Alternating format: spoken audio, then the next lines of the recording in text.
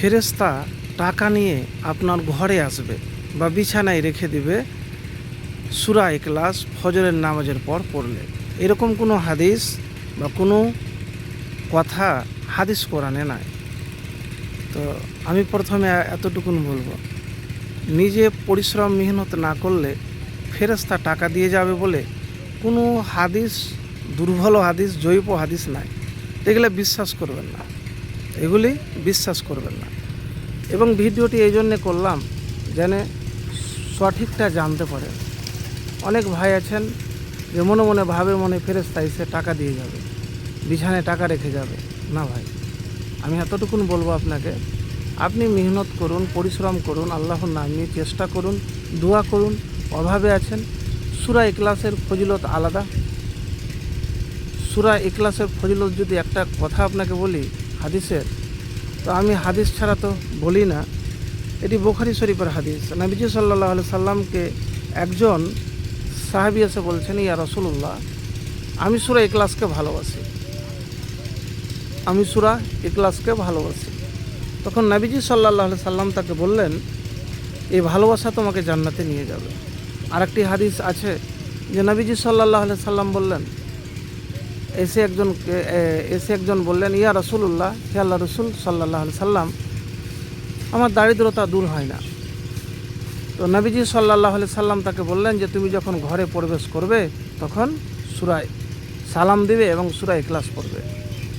আরেকটি হাদিস রয়েছে যে যে 10 বার দিনে সূরা ইখলাস পাঠ করে তার জন্যে একটি জান্নাতে মহল প্রাসাদ তৈরি করা হয়। তো সূরা ইখলাসের সাথে টাকার কোনো সম্পর্ক ফেরেশতা এসে দিয়ে যাবে এইগুলি নয়। তো এইগুলি বিশ্বাস করবেন না, এগুলি বিশ্বাস করবেন না। কী কাজ করবেন আপনাকে বলবো, মেহনত করবেন, পরিশ্রম করবেন। কেন আল্লাহ সূরা জুমার মধ্যে বলেছেন যে হে ইমানদারগণ, তোমরা রিজিকের জন্য জমিনে ছড়িয়ে ছিটিয়ে যাও, রিজিক তলাশ করো। তো আপনাকে তো রিজিক তলাশ করতে হবে। এবারে দেখা গেল যে আপনার জুটছে না বা অভাব হয় না, অভাব দূর হয় না, কোনো মতে হয় না, তো নিরাশ না হয়ে আল্লাহর কাছে সাহায্য চাইবেন, দোয়া করবেন। আর এই দোয়াটি বেশি বেশি করে পড়বেন, আল্লাহুম্মা ইন্নী আসআলুকা মিন ফাজলিকা ওয়া রাহমাতিকা ফাইন্নাহু লা ইয়ামলিকুহা ইল্লা আনতা। হে আল্লাহ, আমি আপনার অনুগ্রহ রহমত প্রার্থনা করছি, কারণ আপনি ব্যতীত এগুলোর মালিক, দাতা আর কেউ নাই। তো রিজিক বৃদ্ধির এই দোয়াটি রিজিক বা জীবিকা বৃদ্ধির জন্য অত্যন্ত কার্যকর। আল্লাহর রহমত, আল্লাহর দয়া ও অনুগ্রহ প্রার্থনায় এই দোয়া পড়া হয়। তো প্রিয় ভাই, যে কোনো সময়, বিশেষ করে ব্যবসা বা জীবিকা উপার্জনের পূর্বে দুরুদ শরীফ আর এই দোয়াটি পাঠ করবেন, ইনশাল্লাহ ফলাফল পাবেন।